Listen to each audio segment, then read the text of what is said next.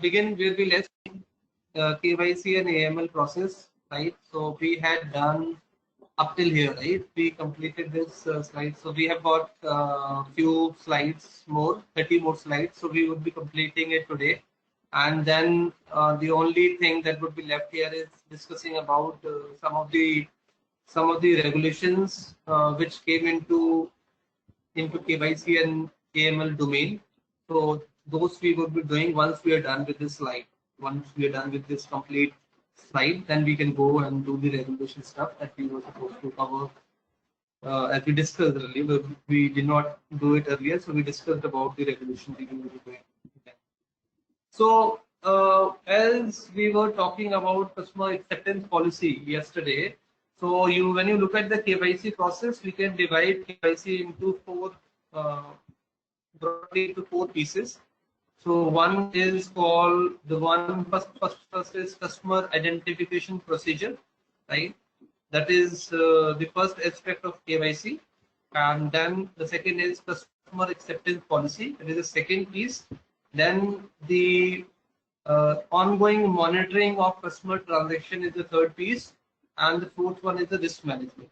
The risk management is primarily having enough controls, enough measures to ensure the process which is being run at this point of time is able to capture all the gaps and all the exceptions. So that is what the risk management has.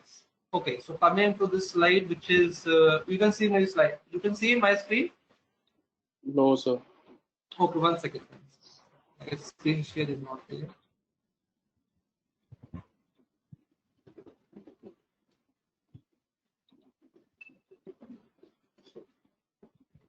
Damini is there?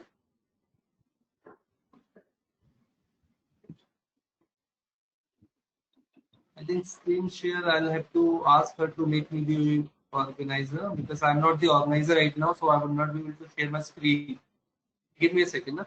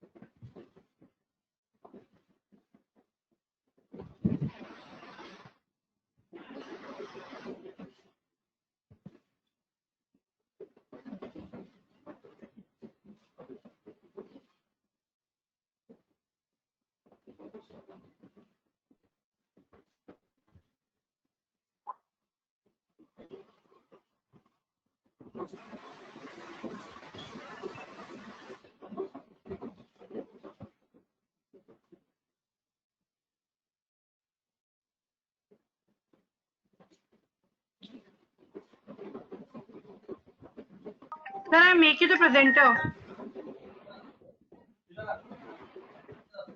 Hello?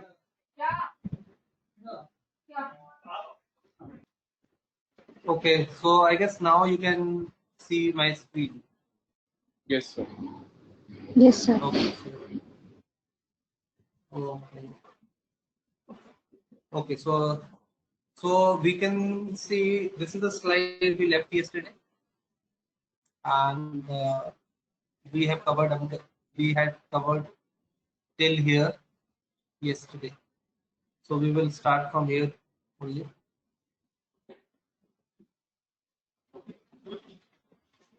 Okay.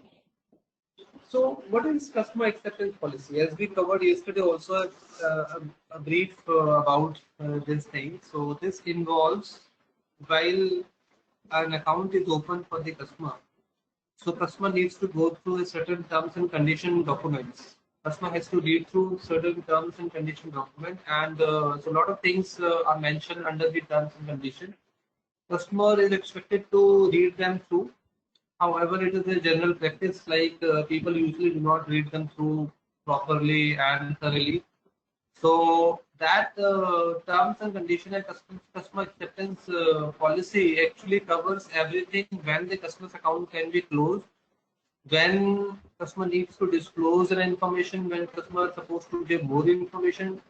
So all these things are mentioned under the customer acceptance policy. And while an account is open, so if there is something suspicious found, customer would be requested to share more information with the financial institution. So all these terms and conditions are mentioned there. If something goes wrong and customer is not willing to give more detail, so there could be a possibility, there could be chances wherein the customer's account is suspended temporarily, is deactivated temporarily, and there could be a situation where it is completely shut down. So all these things are actually given in the customer acceptance policy. The customer needs to go through that policy and accordingly need to give his or her sign off. And that basically shows the financial institution has given a clear directive to the customer, like how the conduct of the customer should be while he is conducting with the financial institution. So that is what the customer acceptance policy basically talks about. Okay, so there could be some, when you look at this factors considered in the CAP, when you look at here, customer's background, country of origin, public high profile position, linked account, business activity, other risk indicator. So depending upon the customer profile, it is also like you must have seen there are various different kind of accounts which are open for the customers. So there could be a platinum account, there could be a gold account. So depending upon the various different profiles of the customer, there is a possibility this customer acceptance policy may also vary. So if the profile doesn't have a risk or it is a low risk profile, so the things as in so there would be very basic terms, fundamental terms would be there in customer acceptance policy. However, if it is a risky profile, so there could be certain things which are more over and above what is applicable to the standard account. It could be applicable to the high profile account. So that is how the customer acceptance policy comes into picture, and this is the relevance of the. So basically, we should be clear with the relevance. So when we say, when somebody asks me or asks you, what do you understand customer acceptance policy? So customer acceptance policy is customer is accepting the policy of the financial institution in a short. In short, this is what the customer acceptance policy stands for. So the terms and conditions which are given to the customer is aware about those terms and conditions. So it is just not about money laundering. It is about various other terms and conditions also. So closing of account is not just governed by only suspicious activity or the money laundering kind of thing. There is a possibility if you do not maintain a certain threshold balance in the account, then also there would be some fees and penalties levied in the account. Basis those things also your account can be suspended. You would be given notice. There could be a situation where the address which is updated on the account, some of the banks given an option, you can change the address of the account. You can assume the address which was there on the account, you can change that address. But that is valid only for 30 days or 60 days or maybe for 90 days. So within those 90 days, you need to give the proof of that address which you have updated on the bank account. However, if in case due to any reason you're not able to supply the you're not able to give a copy of the address or the proof of the address which you have updated on the account, there is a strong possibility you will receive a notification or a notification from the bank stating to give a justification. And if you neglect or if you ignore those notice, you do not bother about them, then the account can be suspended temporarily for some time. And even then, you do not bother about them, then there could be a situation where the account is shut down or closed for this closed for permanently. You can say it's closed permanently, right? So this is how things are under the customer acceptance policy. Okay, let us move on. Any question that you have in mind regarding this?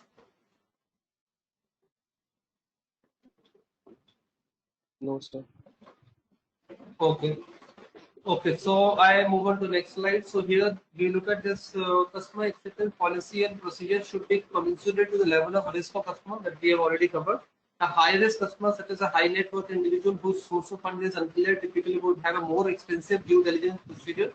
Care should be taken to ensure the customer accepts the policy doesn't become restrictive, that it results in a denial for the excess people who are financially or socially disadvantaged. So this is also very important point. So as we discussed, the acceptance policy has a lot of terms and conditions, but that doesn't mean it should be made so tough or so strict that it becomes difficult for socially disadvantaged people to get access to the financial system.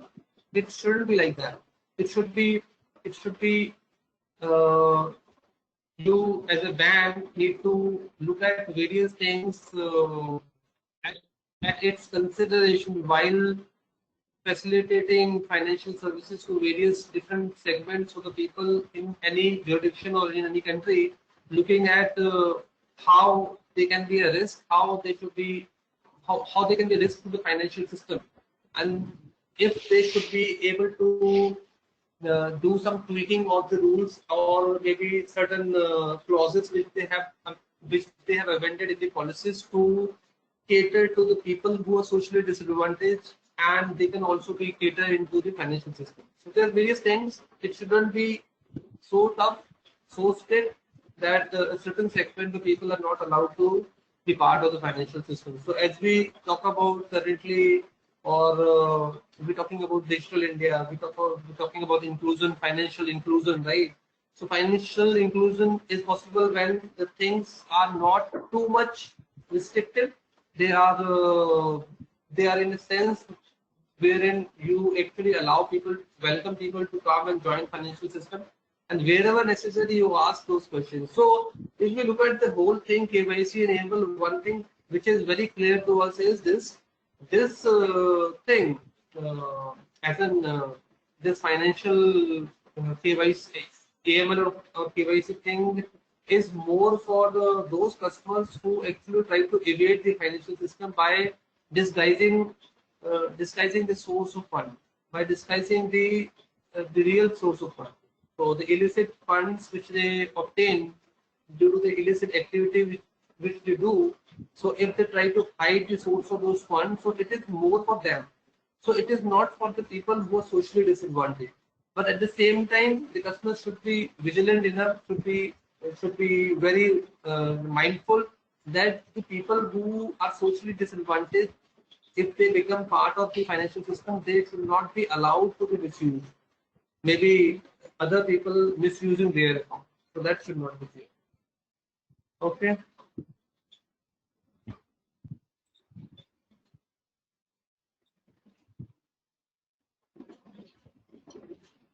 Okay. So if we move on to next slide, so we see the decision to enter into business relationship with higher risk customers such as politically exposed persons should be taken at a senior management level.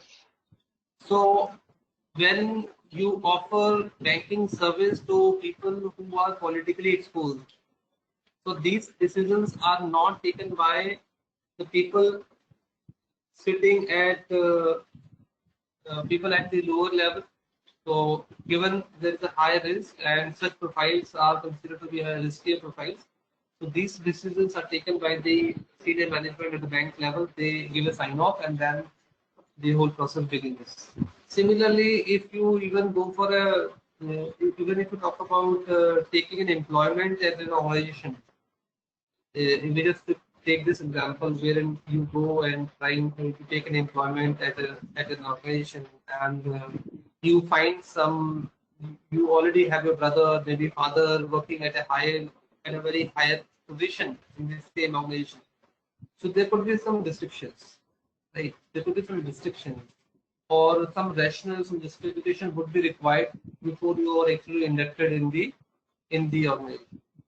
So this is how the things are at the company level in terms of the employment and everything. However, when somebody goes for an opening of an account, if that person belongs to a political class, there are more stricter checks which needs to be performed by the bank officials. And those checks are actually lying with the senior management.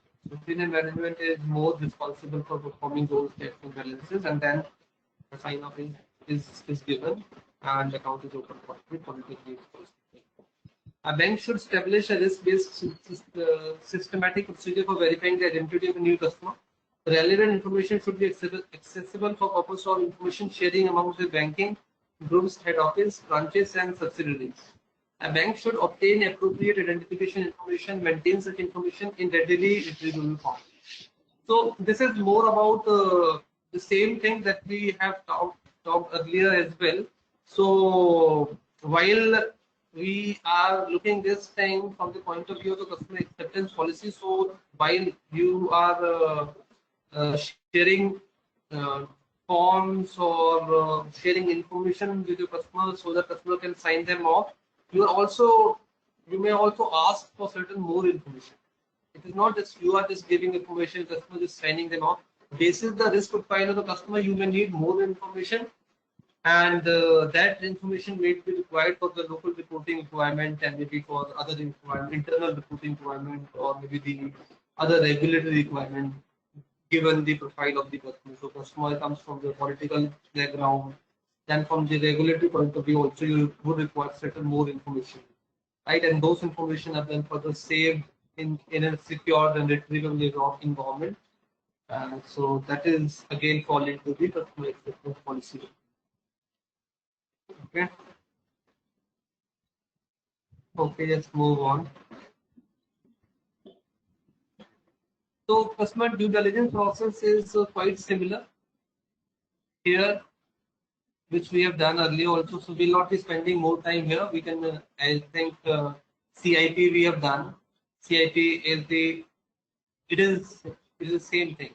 CIP is a customer identification program or procedure, you can say. Then conduct A1 risk assessment, determine the customer rating.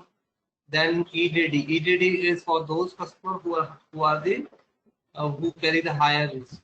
So for them, you do the EDD, that is the advanced. What EDD stands for? EDD stands for? Any idea?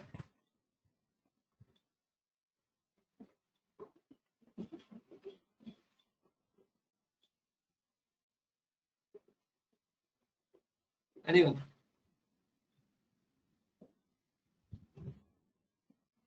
What this word EDD stands for?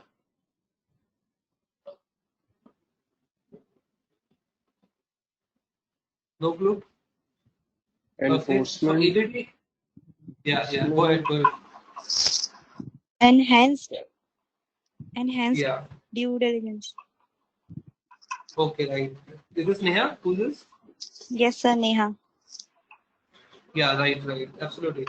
So CDD is applicable for all the customer. CDD is customer due diligence that we talked about, CDD. And in many organizations, the process which is the KYC AML process, that is also termed as CDD and KYC. KYC and CDD like this. There are many organizations, they have a process with the same name, KYC and CDD, right? So EDD is like CDD. The only thing is this is enhanced due diligence. So enhanced due diligence you would be doing for customers who are having higher risk to the financial system. So for such customers, so you talk about the politically exposed customers, right? So politically exposed person, they are also in the higher risk zone or higher risk category. So you would be doing CDD for them also. So to determine the relevant risk, information is needed. Information is needed on customers, nature of business, purpose of account, expected pattern of activity, volume, nature of transaction amounts, origination, destination of fund, basic business documentation, customers and creditors, nominal and beneficial owners of the account, business reputation and references, other businesses, personal business interests, location of businesses in relation. So if you look at this thing, it really covers a lot of detail. It is absolutely quite exhaustive list. Exhaustive list in terms of you are actually scrutinizing or monitoring every detail of the customer. So it is not necessary that everything would be asked in one go. There is a possibility as and when the things required, they are asked to the customer. So that is how the EDD process is carried out for the customers who fall into higher risk category. So these information can be requested from the customer who come under the category of high risk category customers, and for them EDD is required, right?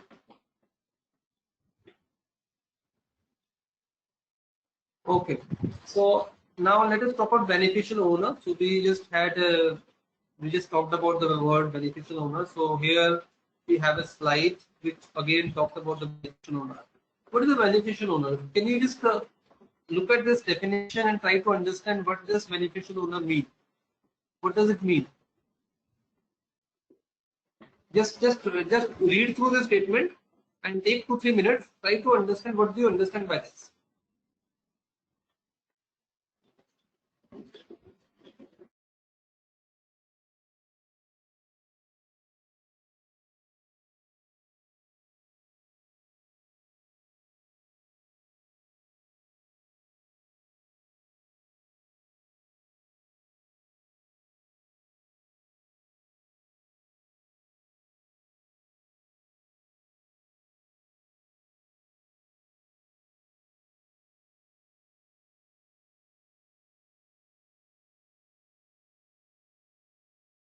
So it is like a person who is getting like benefit directly or indirectly.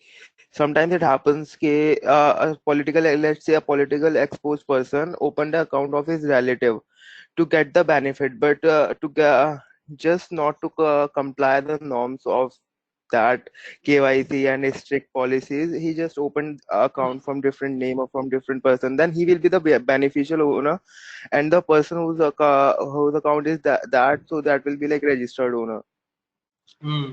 Right, right. So beneficial owner.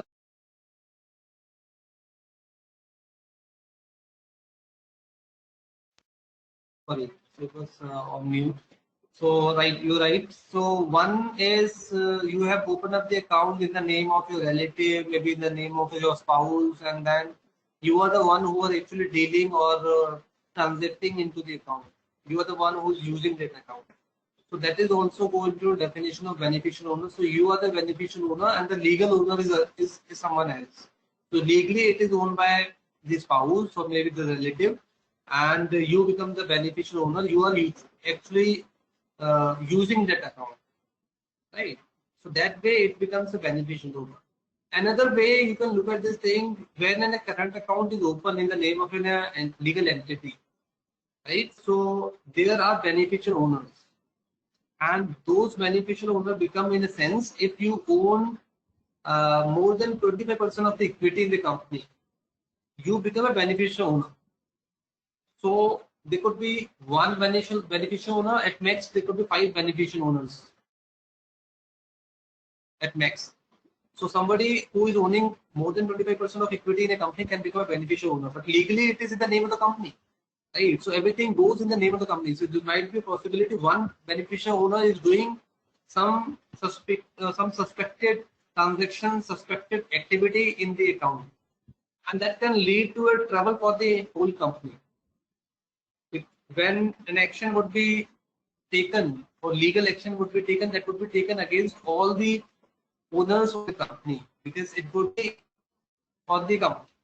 But there could be a chances, there could be possibility one person out of the all is doing the manipulative transactions, is doing the manipulative business, and that becomes a problem for everyone.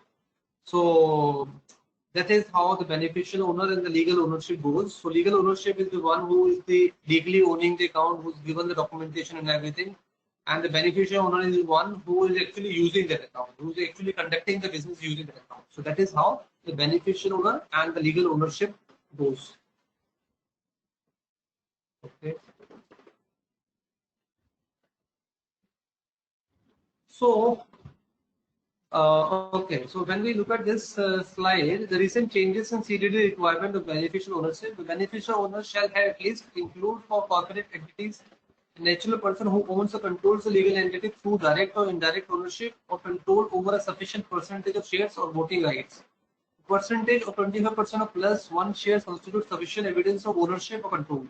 For other legal entities, not companies, the beneficial owner could be a natural person who controls 25% or more of the property and is the beneficiary 25% or more of the property or entity. So that is how this we have already discussed. If a person is having a control, 25% or more control on the company, then that person becomes the beneficial owner of the company. So legally it is in the name of the company. Legally it is owned by maybe one person, maybe more than one person, or it would be in the name of the company, and then the owner becomes someone who is actually owning more than 25%. That is for the current. That is for the current account to say, or the account open in the name of the company.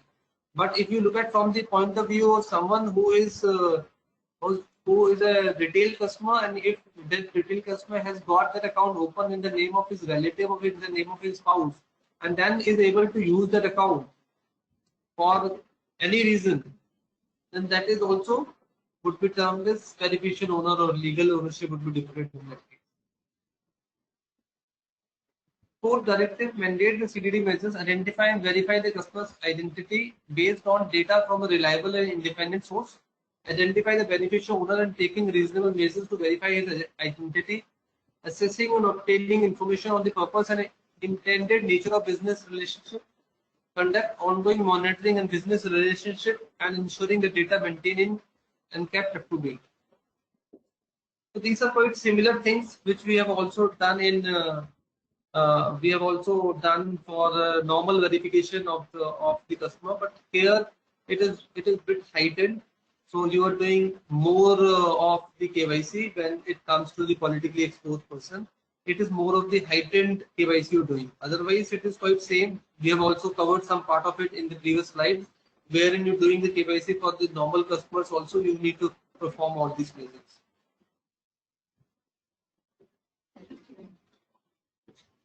These are same thing that we have covered. So advanced notice of proposed rulemaking proposes the beneficial owner definitions. Each of the individual who directly through any contract arrangement, understanding, relationship, intermediary, tiered entity or otherwise owns 25% of the equity interest. This is the same definition again. If there is no individual who satisfies, then the individual who has at least as great an equity interest in the entity as any other individual. The individual with greater responsibility than any other individual for managing or directing regular affairs of the entity. Determination who bears the greater management responsibility for an entity may introduce a subjective analysis into the equation. NPR also seems to suggest the legal entity customers that are exempt from CIP rules and may be exempt from the beneficial ownership identification. So NPR actually gives certain exemptions also in CIP rules. That may be for the beneficial ownership identification and also for the legal entity customers also. So, and at the same time, it talks about the definition who would be termed the beneficial owner. So beneficial owner, as we have already talked, is someone who is actually owning 25% of the equity in a company would be termed the beneficial owner. However, in a case when there is no one holding 25% equity, then the person who is holding having more equity interest in any entity would be termed as the beneficial owner, right? So that is how this thing is there. Okay, now let us. Okay, this is a simple one, so I'll not spend here more time. This is about the beneficial ownership. Who would be the beneficial owner?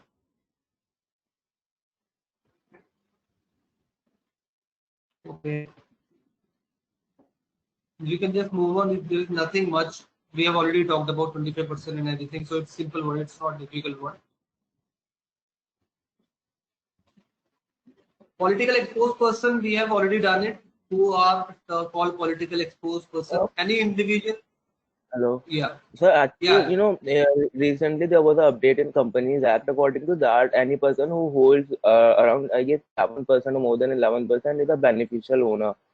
Like that is a provision recently added in India's company law. So that will impact that 25% too that we are just Yeah, reading right now. yeah, yeah, absolutely. So if that has, but I'm not sure if that is applicable across. That is also important. It's just in India. It's for the India. Like the 11% So, that limit is for India. okay, okay. So then it is for the Indian KYC that this beneficial ownership definition has to be changed. In the Indian context, it will go with the 11% for sure. Because and when this came into effect, any idea? Yeah, it just recently Companies Act amended. If you know the Companies Act amendment ordinance passed in the I think Parliament. it So in that, 19, 2019 is or yeah, 18, I guess 2019 or 2018 in East it changed, but it came into effect like all the like all the amendment didn't came into force hmm, that time. So till right, 2020 right. 19 all that it got like you can. Right, right, right. Yes, so the KYC, which is for the Indian banks, or when it is being opened for the Indian customer in the Indian jurisdiction, then this 11% rule will be there. It will feature there for sure. Because whatever changes happen, it has to be governed by those changes only. So this information is not, as in, it is not from the Indian point of view. This is from the US point of view. But given it has come into effect from 2019, the 11%. So for the Indian, it would be that one. Only. So that information or that particular point would be taken into consideration while this beneficial ownership is looked at. So the 11% rule should be applicable. Like absolutely, very good point to raise.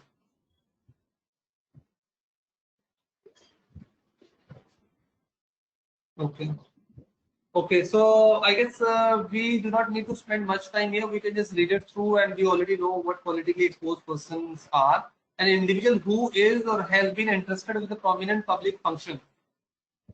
Potential risk associated with PEPs. PEPs, same which is written on the top, politically exposed persons, justify the application of additional AML CFT preventive measures with respect to business relationship with PEPs.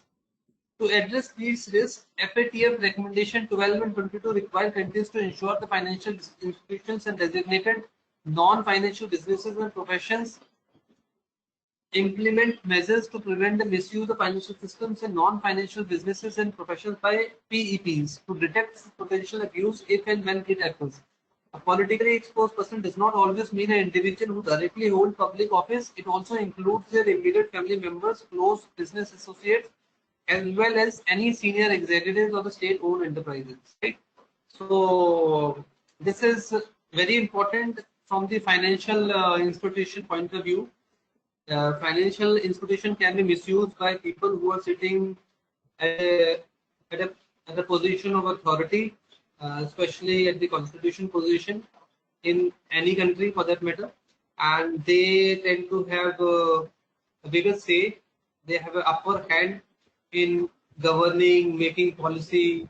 They know about the policy formation at the center, state level, so they can use that information for their own vested interest also, and at the same time they can do some wrongdoings also in the using their financial system. So the more stricter checks are being kept to review the accounts of politically exposed persons. And politically exposed persons are not merely those who are sitting at the constitutional positions or only people who are politically exposed. Even their near and dear ones or the family members or the relatives, they would also be termed as politically exposed persons because they do have an influence in the overall thing. So they can influence people in the system. So that can also become a challenge at times. Okay, so this is the list of politically exposed person.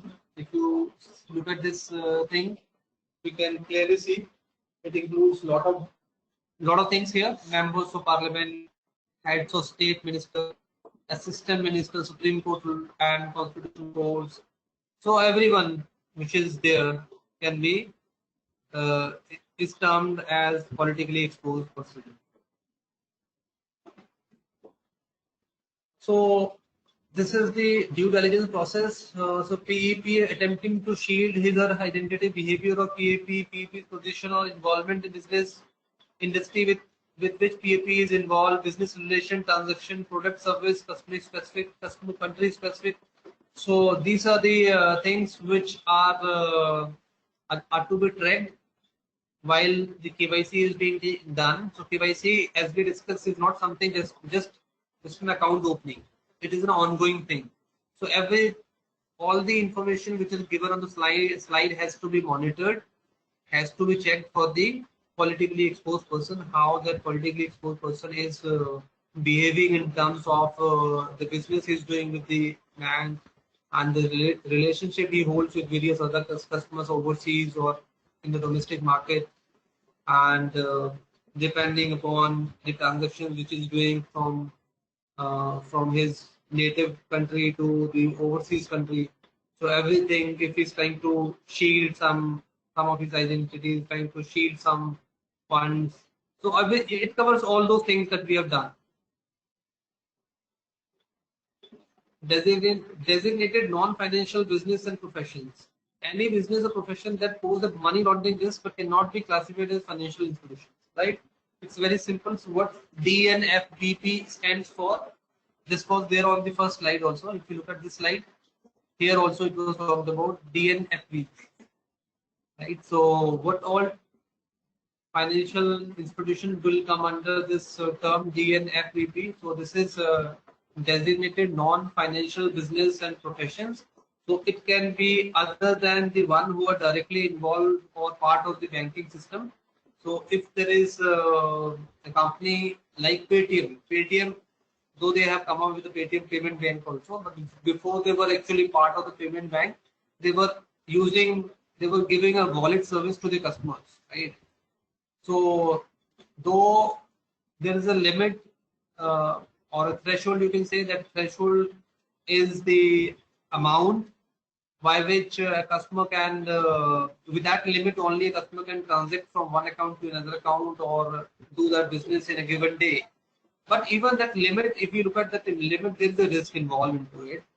Limit might be smaller, bigger, whatever we can say, but there is a risk involved. So these institutions who are not designated financial institution, but they are also in a sense a financial institution who can help movement of funds from one system to another system.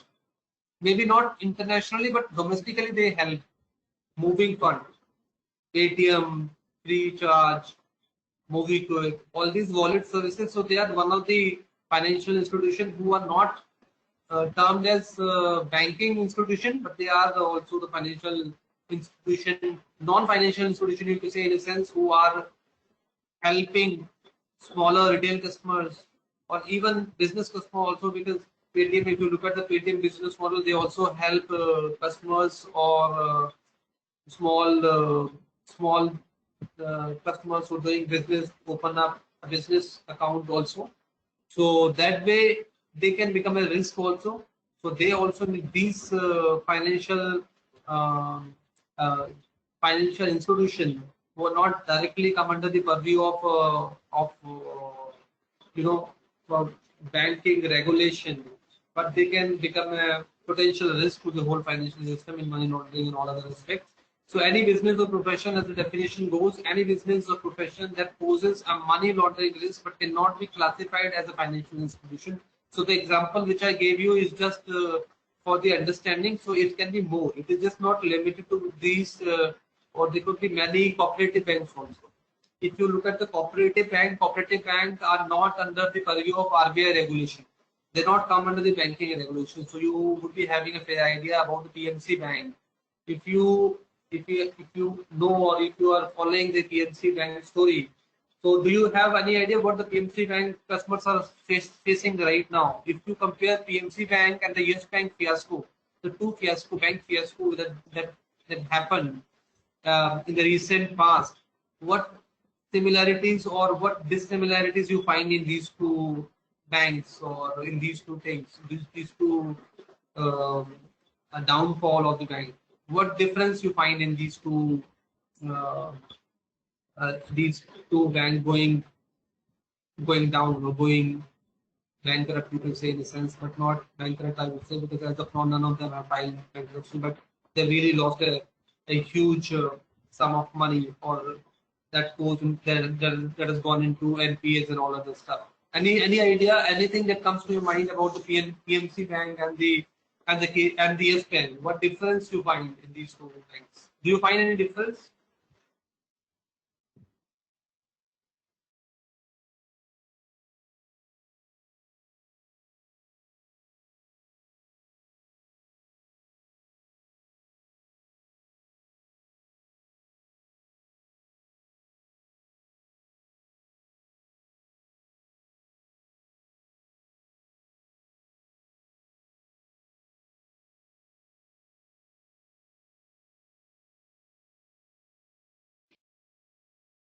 Okay, Ajay, you are able to see my screen now?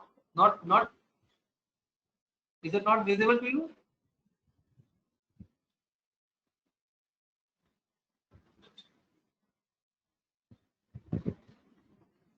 Okay, okay, fair enough. Okay, so guys, who would like to maybe talk about PMC? Like, what is the difference between are these two?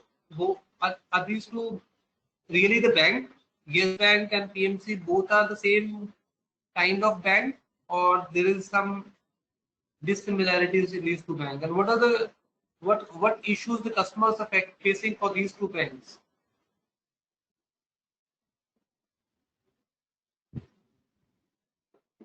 Anything?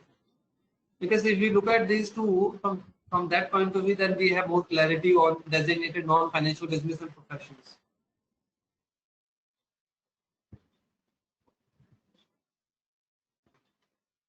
Okay, so let me elaborate on this. So as we know, there are more than 1,500 or close to 2,000 cooperative bank in India, right? So cooperative bank, as of they do not come under the banking regulation. So RBI is not responsible for their monitoring. So if something goes wrong in terms of their NPA or their exposure to the lending institution to other entity or other uh, institution. So like in case of PMC Bank had an exposure to DHFL, and DHFL is really in a great trouble in terms of their overall business and everything. They're not able to sustain. So PNC Bank is in trouble in a sense. 70% of the exposure they had with DHFL, and DHFL is currently in a big trouble, right? So the cooperative bank, given it is a cooperative bank and it doesn't come under the purview of the RBI banking regulation, therefore RBI is not supporting them. Is not supporting them as they are supporting Yes Bank. When Yes Bank fiasco happened, the moment Yes Bank went into trouble, RBI came very clearly and strongly to help and support the people. So the people who were having account, they were in real mess. They were unable to understand how the things would go from here, and therefore RBI came into picture and they took everyone into confidence and they told RBI people told there is nothing to worry about, and they would be pitching in to cover any of the problems. So be it the NPA problem, be it anything, then they also infuse money in Yes Bank.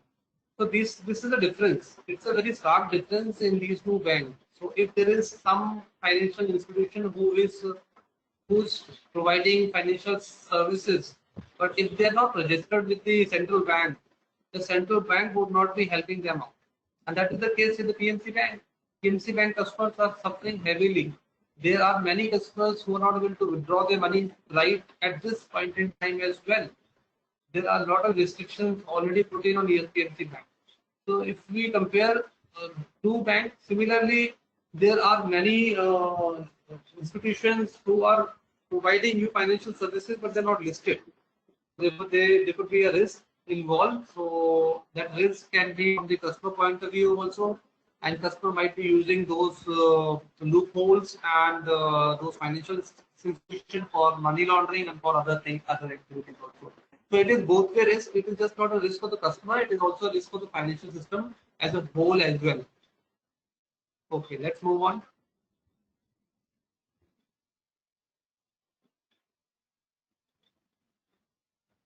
Okay, what is correspondent bank? You can just read it through and just try to understand what comes to your mind by reading through these statements written here.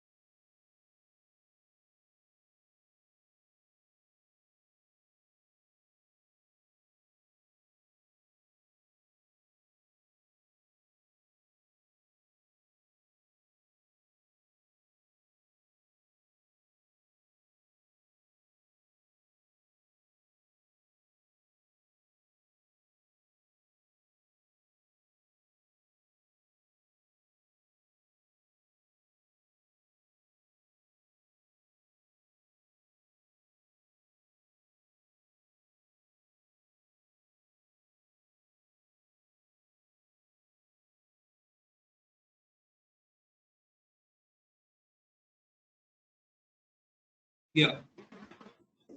Anything that comes to your mind by this term correspondent bank? What comes to your mind? What do you think about it?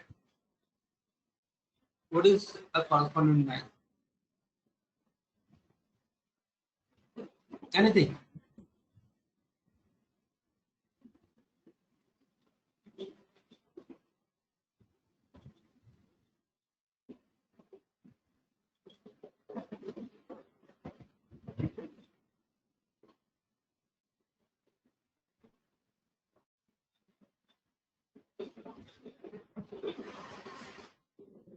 So if you just look at this definition that is given here, the provider of banking related services by one bank, the correspondent to the overseas bank respondent to enable the respondent to provide its own customers with cross-border products and services that it can provide them with itself, typically due to lack of international network. So given you want to explore your presence in other entity or in other country, right? But you don't have your banking presence there. So you can have tie-ups with other banks also, and they can act as a respondent bank, right?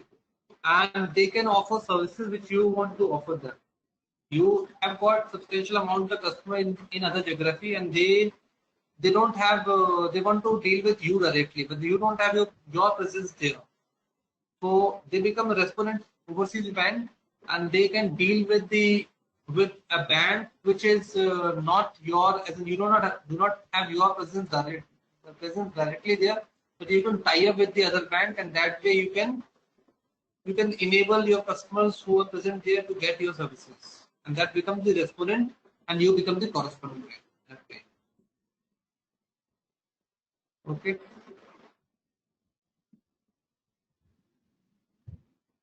The correspondent bank responsibility, oversight, risk-based due diligence. This is again it is in case of what kind of a due diligence we need to do when a correspondent banking is being offered.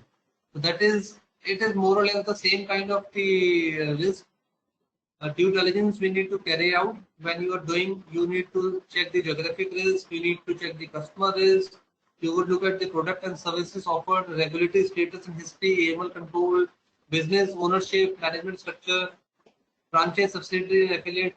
It is from the point of view that you are becoming a correspondent bank for the customers based out of other geography. So you also need to have enough control for them when you are offering, you are acting as a correspondent bank. That time also you need to be having very strong controls. You need to follow the same KYC process that you are following for your normal customer.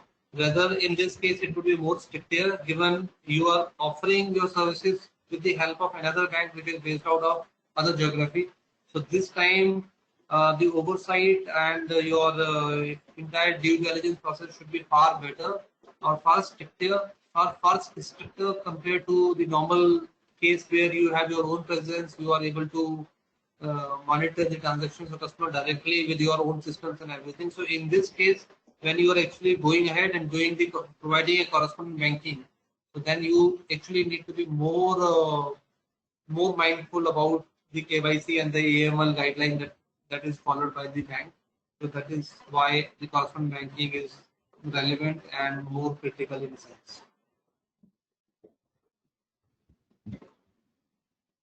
Shell bank means a bank that has no physical presence in the country in which it is incorporated and licensed, and which is unaffiliated with a regulated financial group that is subject to effective consolidated supervision. Physical presence means meaningful mind and management located within a country.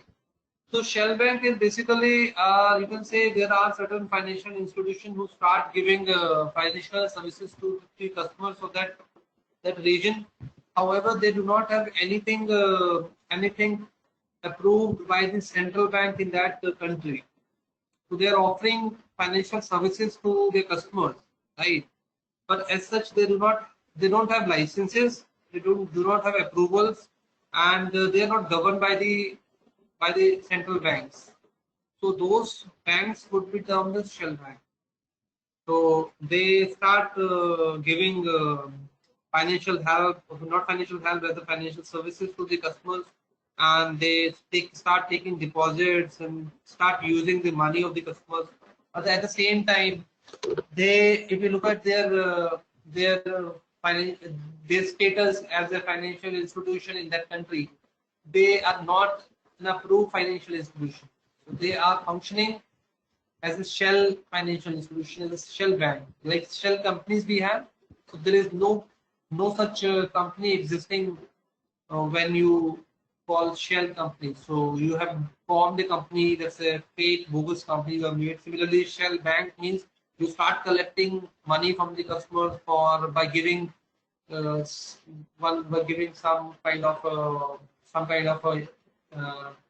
kind of interest to the customer, some kind of incentive to your customers, or making them see some rosy picture, or they paint very hunky-dory picture and tell them like they would be getting double the money in 5 years or triple the money in 10 years, like these kind of things. Like you remember, there was one financial institution, or rather one institution. There was a company called Golden company in India also. Some years back, it was, I guess, close to 15-20 years back. They had a head office in Ambala, I guess. You remember any of such company? There was a Golden was the name, Golden company, I think Golden Private Limited, something like that, which had their head office in Ambala. And it was kind of a shell bank, only they were taking deposits from the client customers, and they were promising the customers that money would be doubled in 5 years' time, and which no financial institution was offering that point in time. Right? And they actually doubled the money for some of the customers. But after taking a lot of deposit from various customers, they fled. And now there is no such financial institution existing in the country right now. So this is basically shell bank, you will say, in a sense, who are operating in the system, but they don't have any affiliation from the central bank. They don't have any approvals from the financial bank, but they are actually collecting money and making use of that financial money for their own purpose. It is not always necessary the money is being used for only terrorist financing or for other illegal activity.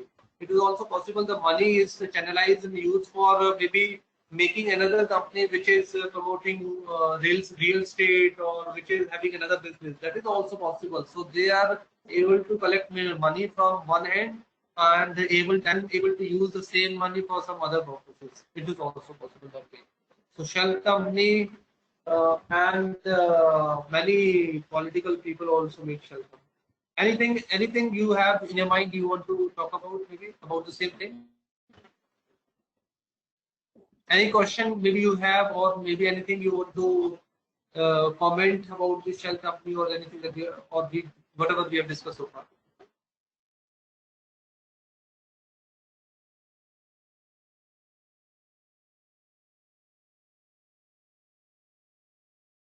So you know earlier the companies used to create like many shell companies in order to save the taxes. They show Hmm. that the fake consultancy services are provided, but then yeah, then the regulations got changed, like the law got changed. Now a company cannot have more than 3 layers of subsidiary, 2 layers of subsidiary, matlab, including the company that 3 layer. So now Hmm. even in not as a banking services, even like normal companies do that. They do make shell companies to save the taxes and stuff. Right. Absolutely. That's right. Okay. Anyone else want to say anything?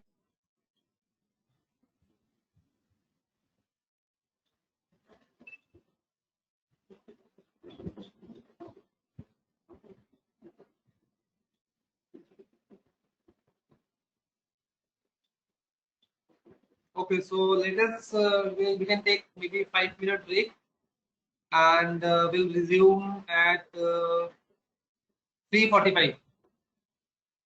Okay.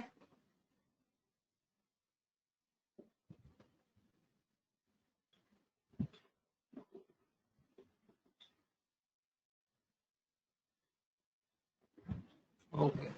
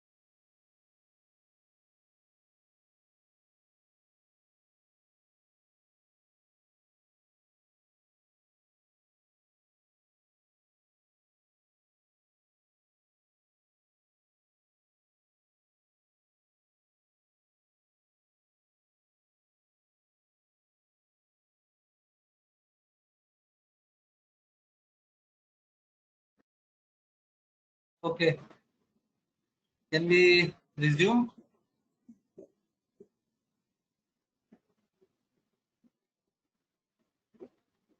Everyone there?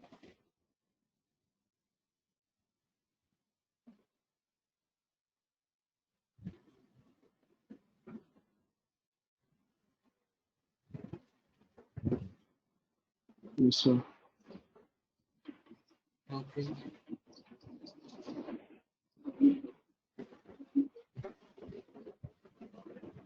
All right.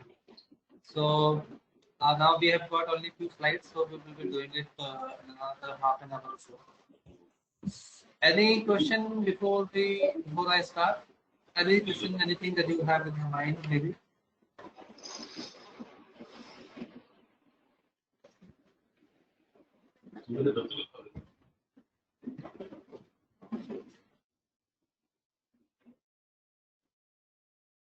All right. No, sir. Okay, fine.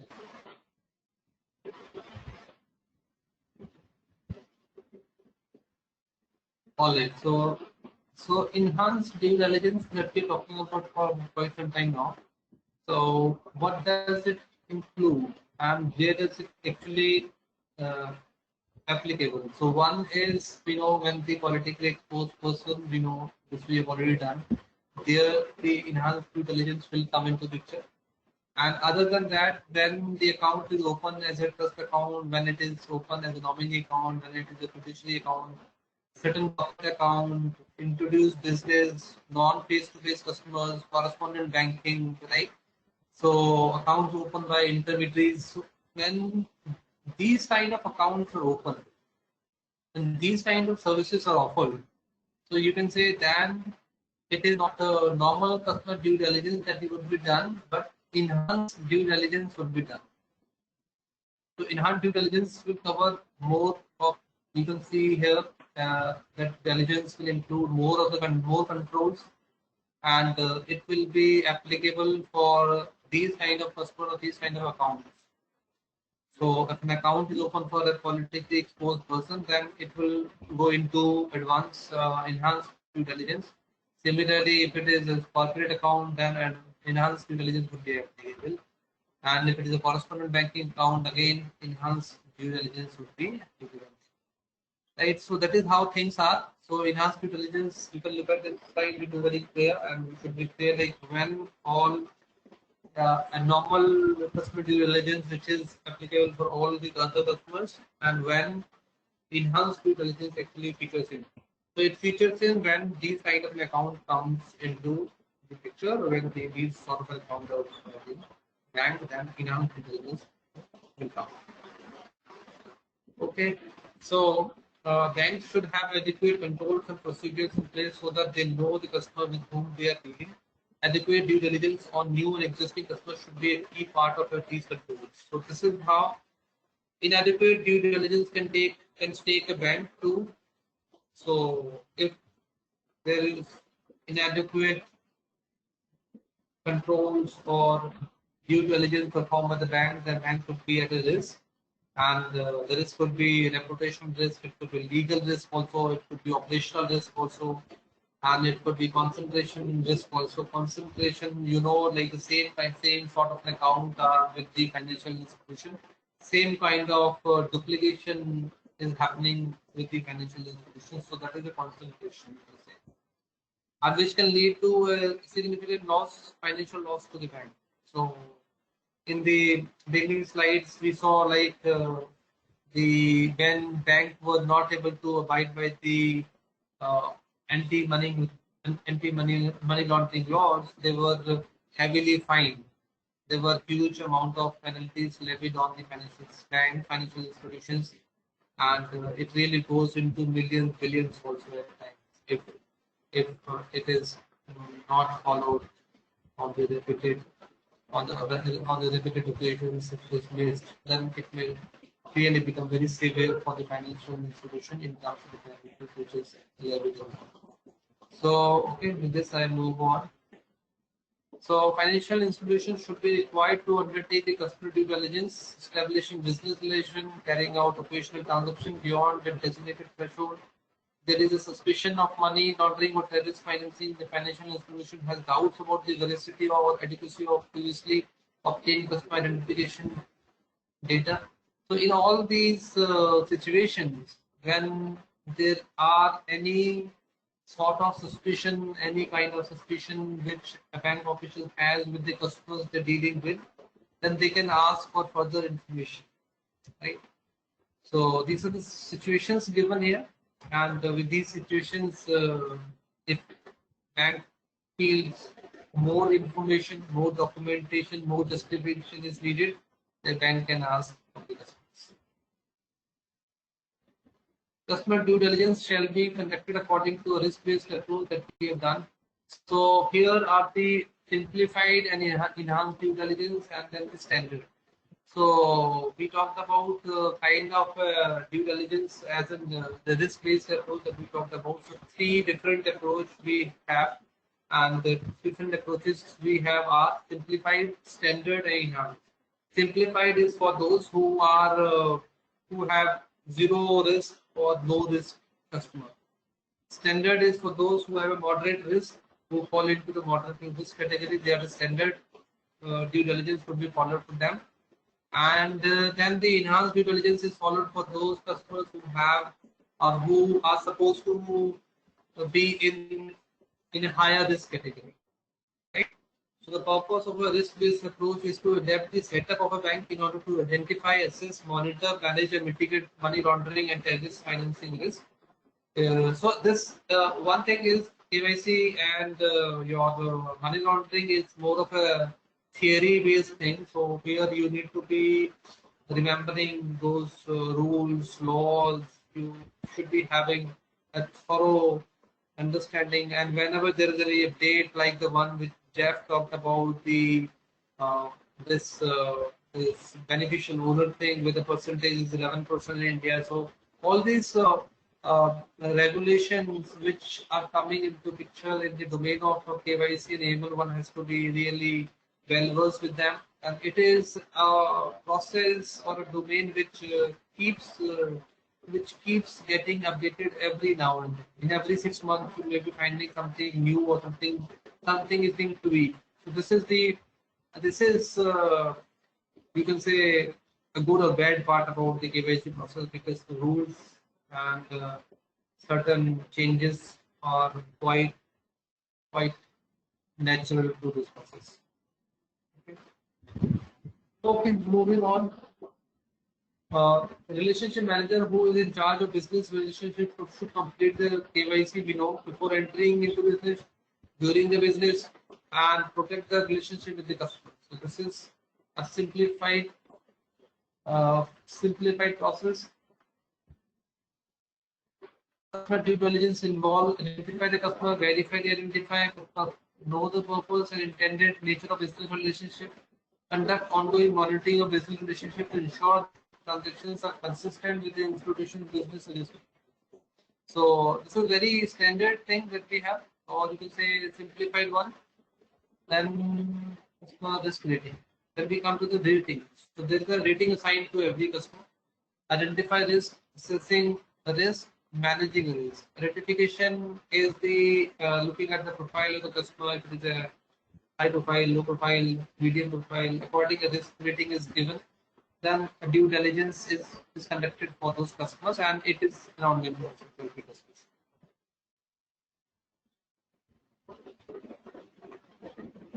Okay, then we have one case study. You can just read it through and let me know what do you understand marriage, what do you. Orange Money is a Miami-based foreign-owned bank. It serves customers situated throughout the state of Florida, the Commonwealth of Puerto Rico, as well as Central and South America. Orange Money provides both traditional retail banking services as well as wholesale banking services to the corporation, small businesses, small population of charities and NGO customers, and two foreign banks located in South America. Orange Bank completed its annual BSA and AML risk assessment and was able to define multiple customer types. Their AML risk management team has decided that the existing customer risk models, which were designed for the individual and small business, were not adequate, and there is a need to design more granular this model to reflect the various customer types. Determine how banks should design its risk management and risk rating for each customer type. So it is subjective one, so we would not be able to do it on call. So this is a bit more subjective in terms of like you need to define the profile of the customer and all.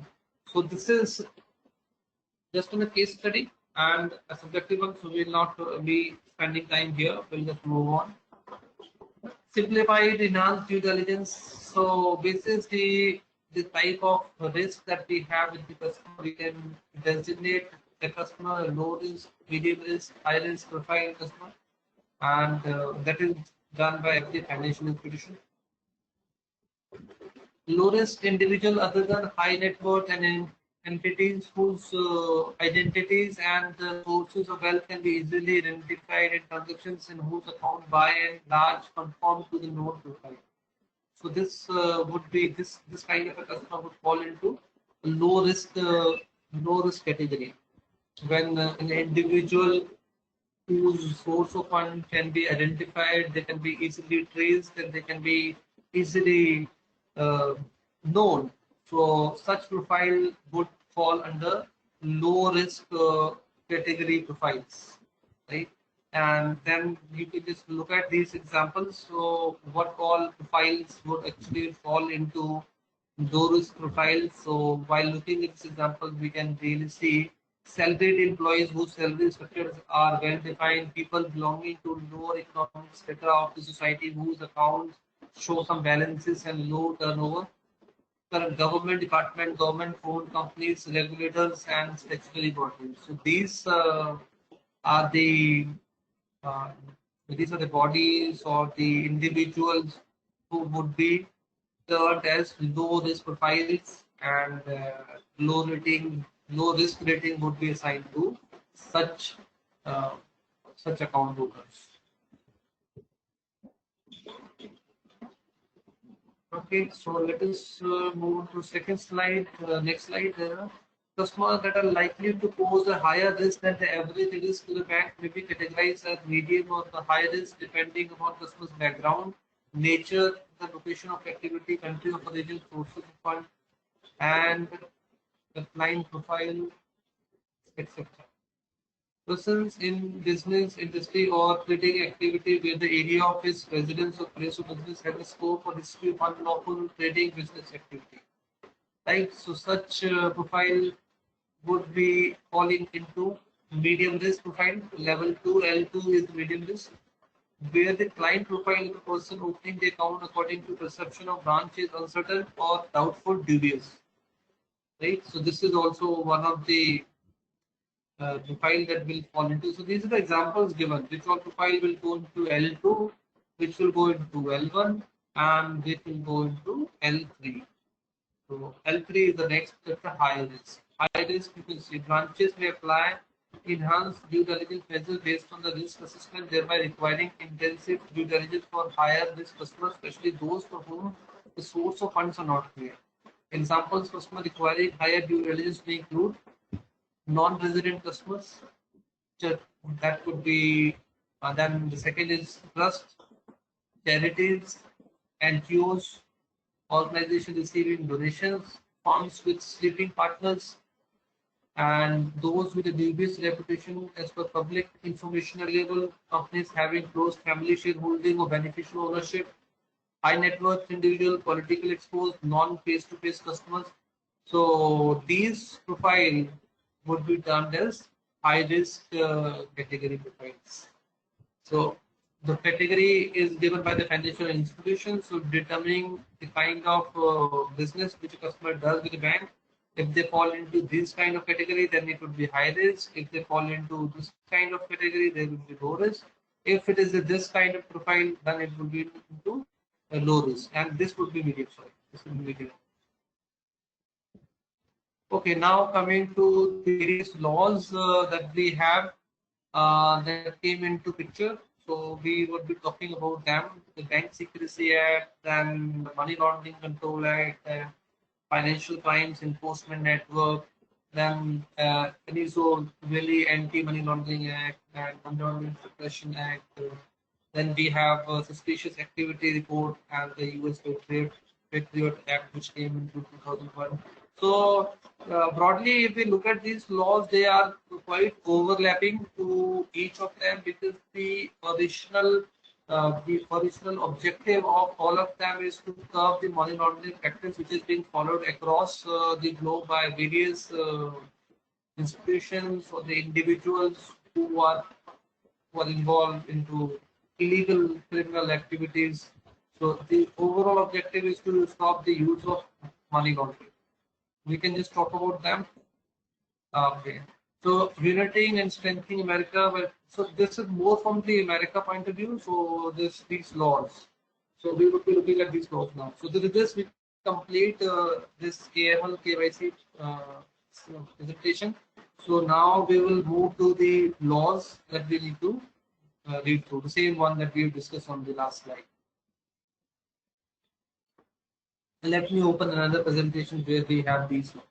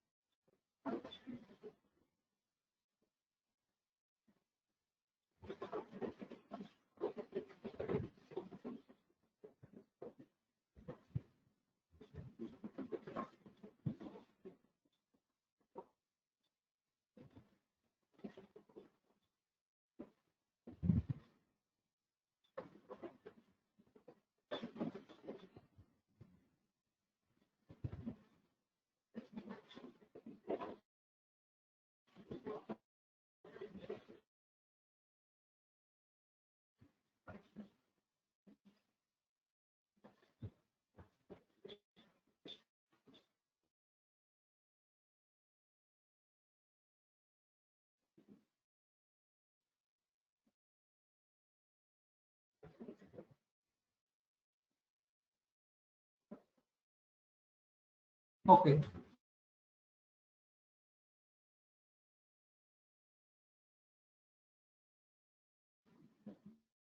So if we look at this slide here, right? So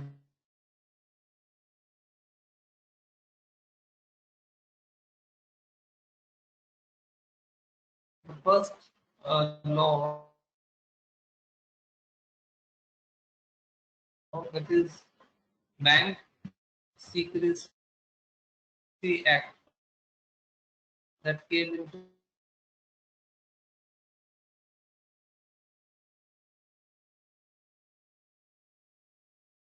picture in 1970. So we just read through this one.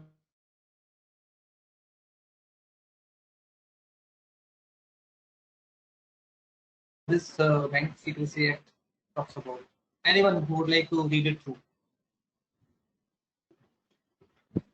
Anyone? Arifa, you want to read? So that is how we can be quite not be able to contribute. You what he or she understand.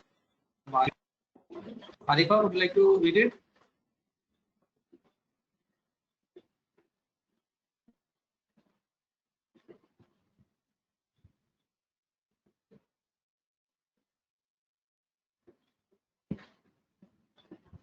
Arifa is not there. Is she there? Anyone?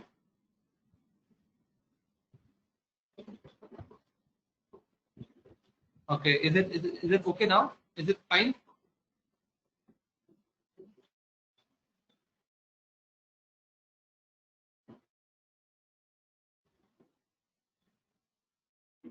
So your voice is breaking.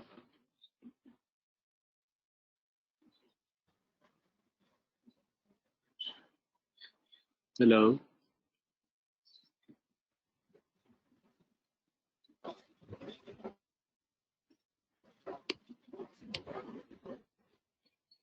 Hello. Hello sir की आवाज नहीं आ रही है ना?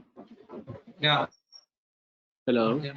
Yeah. Hello hello hello 1 2 3 1 2 3 hello hello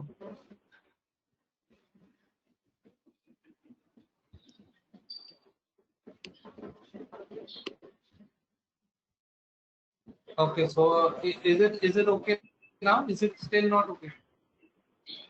sir better. Okay. Voice is breaking. Okay. Yeah. Give me a second. Maybe let me just try to plug it again.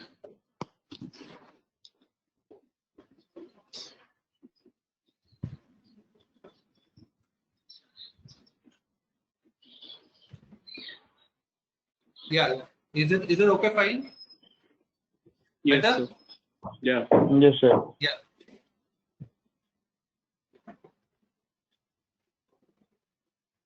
Yeah. Yeah. Yeah. Is it fine now? Yes sir. हाँ. अभी better है? Yes sir. Is it with everyone? As in also with people? Everyone facing the issue? Who speaks? Is this voice sir okay? Okay. It is still hello Okay. अभी भी problem है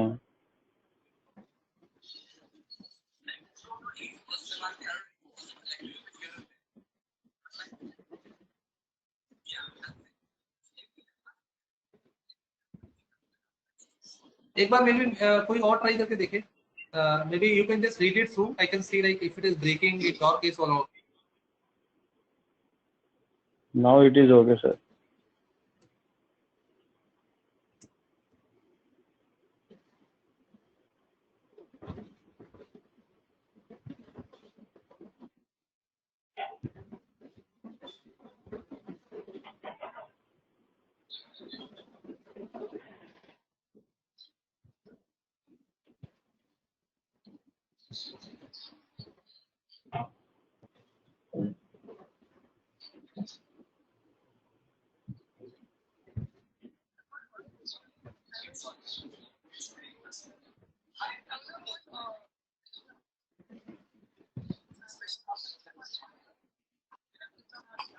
Hello. Yeah. Yeah. Go ahead. Okay. Yeah. Go ahead. If Bank the voice Secrecy is Act. breaking, Hello. yeah. Go ahead. Go ahead. Bank Secrecy Act, also known as Currency and Foreign Transactions Reporting Act. The BSA was Yeah. the first landmark. Hello. Yeah. Go ahead. Your voice is audible. I can hear you. Oh, everyone can hear now. Yes sir बोलो नया बोलो सुनाई दे रहा है Okay. The BSA was the first landmark legislations formed to prevent criminals and obscuring the origins of criminal proceeds through banks and other financial institutions. The law compelled financial institutions to cooperate with the government against suspected money laundering. The legislations also rapidly became a tool for tracking and sir मेरी आवाज बहुत echo sound कर रही है hello So you're getting echo in your you using mobile or you using laptop? Sir mobile Okay, so might be there's some issue with the because in my case I'm not having any echo. I'm able to speak the normal way. I'm not getting any echo of my own voice. So sir you're मेरे getting हो रहा है echo. वो वापस Okay, so maybe there is some issue. So you can just leave it, and the rest of the slide maybe. Arifa, can you try because I want to see like if your voice is coming properly or not. Mia, your voice is coming properly. Your voice has no issues at all. So But I need to. Sir यहाँ पे Yeah. Repeat हो रहा है, मैं बोल रही हूँ तो वो रिपीट हो रहा है, हाँ। इको साउंड कर रहे हैं. तो वो कुछ होगा, वो मे बी एक फोन का होगा. एक करण से एक बार बोलना, Karan may be able to help you with that because it should be Okay. Okay ना. ये सही होना चाहिए. Arifa, maybe you can try again. Okay, sir. Still very active today, the BSA skill to identify and track the movement of money and instruments in or out of the USA and between financial institutions, and therefore requires record keeping and reporting of individuals and financial institutions. Banks must submit a currency transaction report for all cash transaction of more than $10,000, a threshold amount that has remained unchanged since 1970. In addition, banks must identify and document the individual and institution involved in these transactions. Okay. Well, your voice is Next fine. slide. You're not. Next.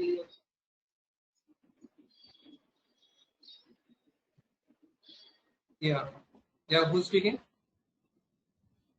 Yes, sir. मैं कह रहा था next slide, please.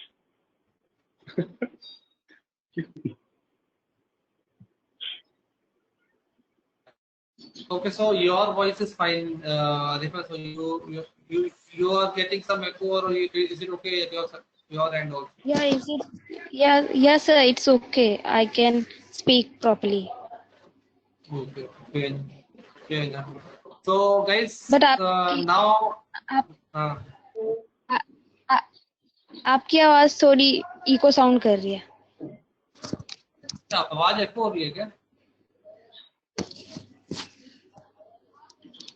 Hello. Okay. Hello हाँ. Hello hello hello hello. Hello. ऐसा तो नहीं हो रहा सर कुछ.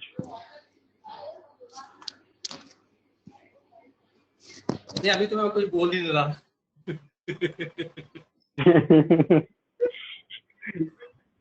नहीं सर, मैं वैसे चेक कर रहा था. Hello hello hello. ठीक है, मैं स्टार्ट करता हूँ. Maybe listen to me, let me just read it through. Maybe then you can make out if voice is really breaking or if there is some echo or what actual the issue is. Maybe you can just write there in the comment section if it is the echo issue or if it is related to breaking of the voice. What is the actual issue you are getting at your end, right? Sir अभी ठीक है, अभी अच्छी तरह ठीक है. अभी सही है ना. तो बीच बीच में थोड़ा बहुत करेगा वो टेक का इशू. अब वी कांट हेल्प इट क्योंकि यार टेक्नोलॉजी क्या है ना, वो we can't be make it fool proof ना. कहीं ना कहीं बीच बीच में दिक्कत तो देगा. आप ये बोलो कि वो 100% फुल प्रूफ होगा, वो तो you know that bit of a challenge. तो इसके लिए सर आपकी ज्यादा वॉइस ब्रेक हो जाती है. ब्रेक हो रही है बीच में. Yes sir. अच्छा. और बाकी अभी हो रही है कि अभी नहीं हो रही है? अभी तो ठीक है सर. अभी ठीक है ना. ठीक है, हाँ सर, अभी अभी ठीक है. कंटिन्यू करते हैं. Okay, fair enough.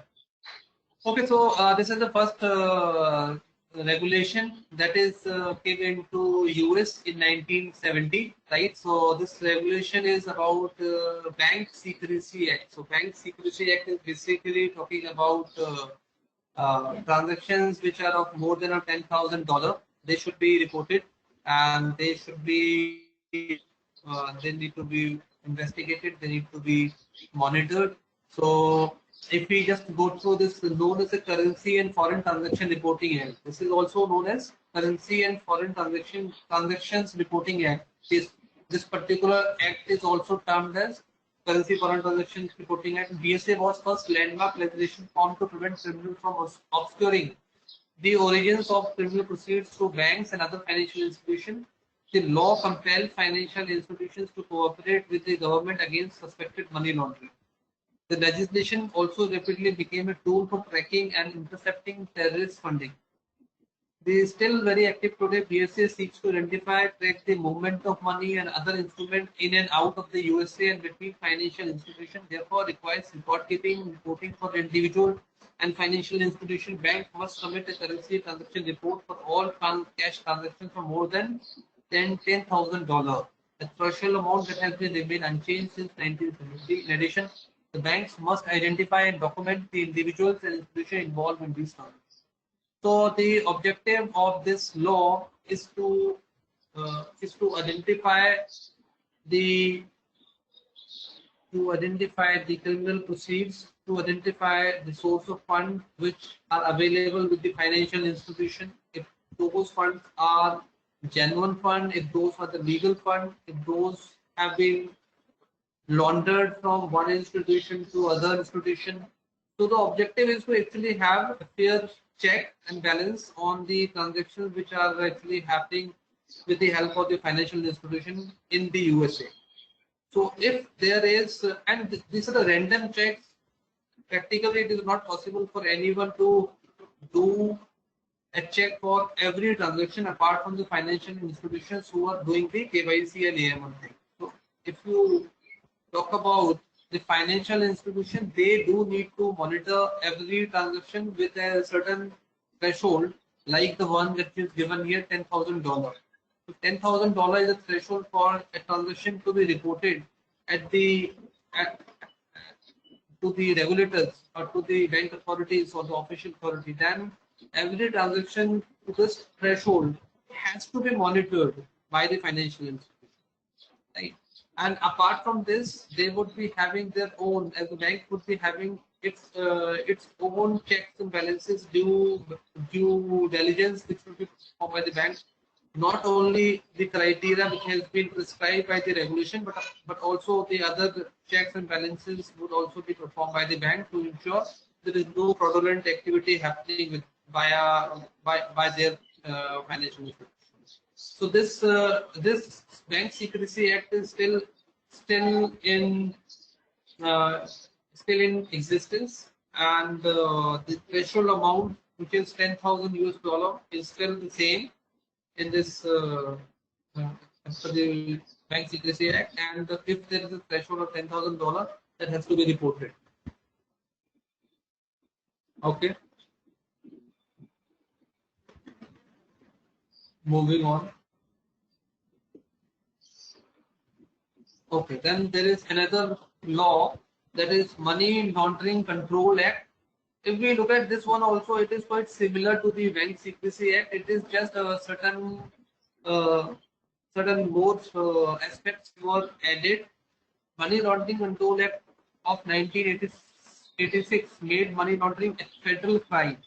So if you look at this act, that is the Bank Secrecy Act, here banks are expected to report a transaction of a threshold of 10,000 and more to the agencies based out of USA, right?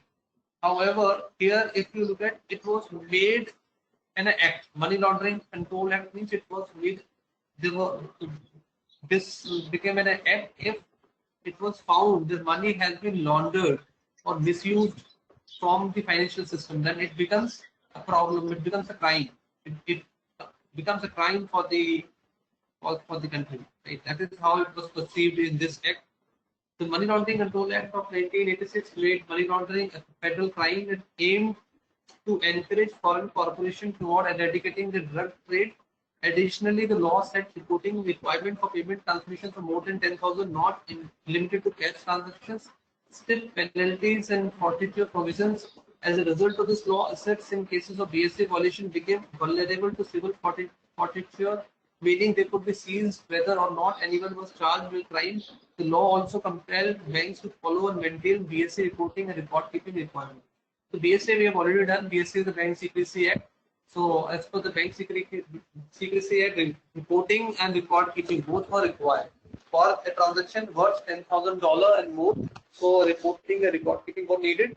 But here with this act which came into existence in 1986 in the USA, it was made like if it was found the money has been laundered using the financial system, then the people can be booked under the Criminal Act, and property can be seized, and civil case can also be can be started against the person found to be guilty of money laundering, and then there could be a provision of stiff penalties and other things also will be featured which were featured with the advent of this 1986 Money Laundering Control Act.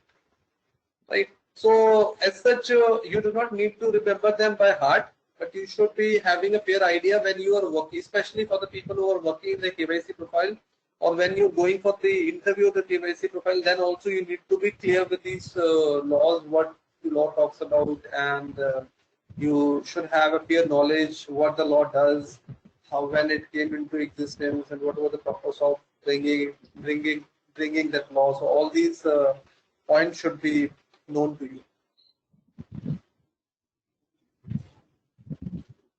Okay, so then there was a law that is again came in 1988, that is Drug Abuse Act. Anti-Drug Abuse Act of 1988 was enacted as a part of US so-called War on Drugs. The act amended the Bank Secrecy Act in expanding the definition of financial institution to include auto dealers, real estate entities who were thereafter required to disclose transaction of large sums. Additionally, verification of identity is required for anyone using monetary instruments that have a value of more than $3,000, not $10,000, $3,000 in this case. So this is again, this was, and so main, if you look at the whole thing, Bank Secrecy Act is really playing a major role. So Bank Secrecy Act, which came into existence in 1970. So that was amended, and few more things were filled into the same act, and it was made bigger and bigger. With every law, the Bank Secrecy Act became bigger. The why I'm saying Bank Secrecy Act became bigger, because everything is happening with the help of banks only. The financial institution are the one who are driving everything. So that has to, Bank Secrecy Act initially brought with the idea that bank need to report a transaction worth $10,000 more to the financial institution, the official authorities in the USA. But then it was realized there are many other things which should also be included into Bank Secrecy Act, so that bank can collaborate and can help on those aspects as well. So if you look at this particular act, which is Anti-Drug Abuse Act, which came into 1988, so this it was that any transaction which is of 3,000, especially of monetary instruments. So monetary instrument can be, it could be your check, it can be your normal transfer which you're using from the bank system. It can be your bank draft also. There could be various travelers checks also. So that is those kind of instrument we are talking about. Any instrument which is worth 3,000 has to be under the surveillance. Why that money is being used, for what purposes. Even the real estate companies also came into this under the purview, because there was a possibility like the real estate companies were involved into doing anti-drug, doing the drug abuse thing and everything. So that is why this Anti-Drug Abuse Act came into 1988. Okay. Any question as of now? Anything that you have in your mind? Maybe you want to clarify?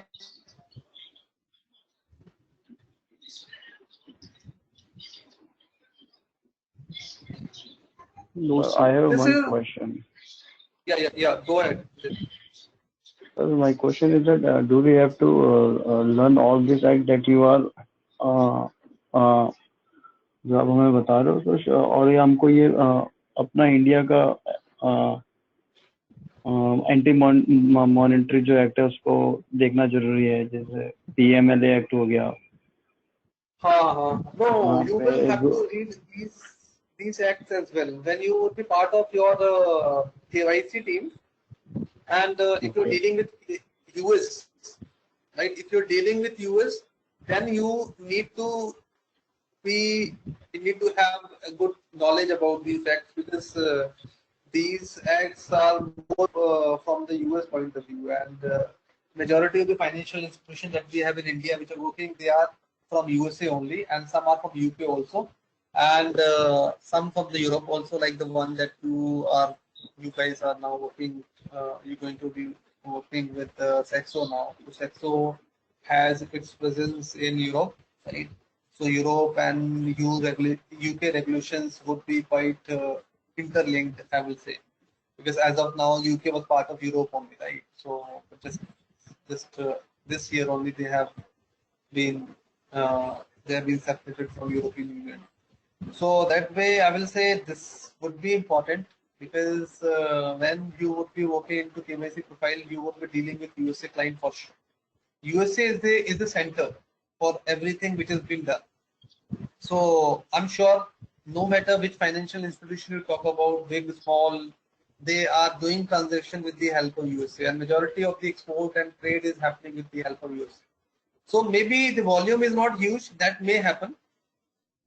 Your bank or your customer don't have huge volume with USA, but they must be having some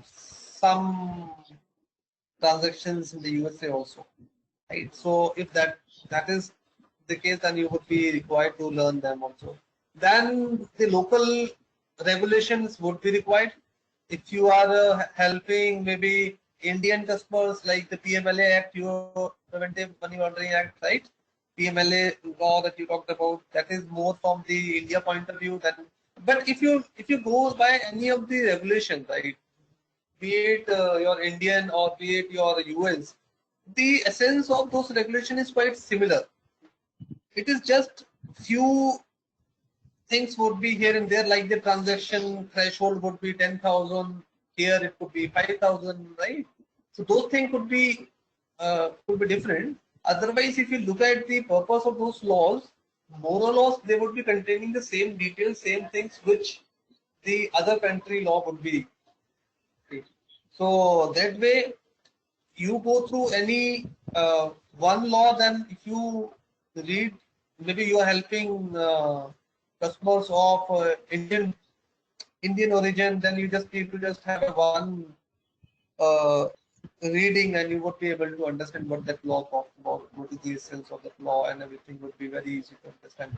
And any which ways, you're not required to be very like you need to be reading it word by word. No, like you should be remembering word by word. No, it is not that way required. You should be fundamentally, you should be clear with the knowledge perspective only. You should be knowing them. It is not required to be very updated with word by word, because every now and then the laws change also. So therefore, you cannot do that. You cannot just remember and be just be happy with the fact like now you don't need to do anything about it. So these laws can change. So therefore, you should be clear with the role of the laws and everything. That is more important.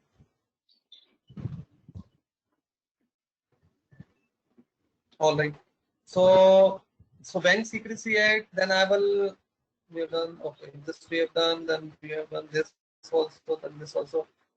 Okay, so there we have close to 3, 4. Sir, I want to say something. Yeah. Why don't you share Yes. this slide to us? हम इसको पढ़ लेंगे तो बाकी आपको next class में उसको बताने की जरूरत नहीं है, तो खाली रूल्स हैं जो हमको बस पढ़ने देखने होंगे अगर.